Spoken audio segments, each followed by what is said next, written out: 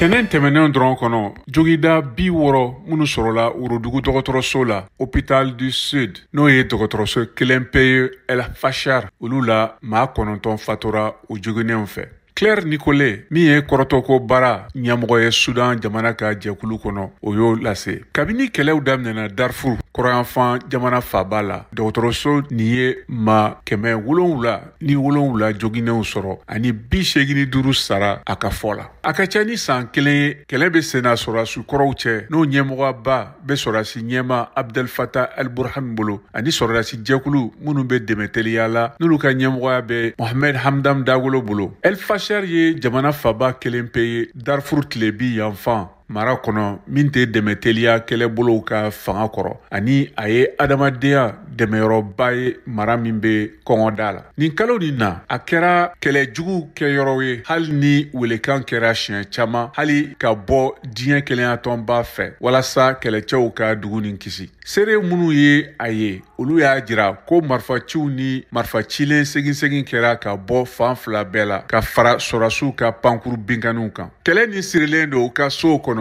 dugudenw caman tɛ se ka jagɛlɛya kɛ fariyakow la nbɛdaw la walasa k'u diɲɛ ɲɛmɔgɔw jogilenw ta ka taa dɔgɔtɔrɔso la. Dɔgɔtɔrɔ minnu tɛ dancɛw ye n'o ye Médecins Sans Frontières ye olu ka fɔ la jogibagaw minnu bɛ se ka Worodugu dɔgɔtɔrɔso la olu bɛ kunbɛn ni dɔgɔtɔrɔ operelikɛla kelen dɔrɔn de fɛ o min bɛ sigida nin bila degunba kɔnɔ. Jamana fan bɛɛ la kɛlɛ nin ye dɔgɔtɔrɔso 100 sarada la 70 ni ko datugu ka gɛlɛya don minnu tora ye.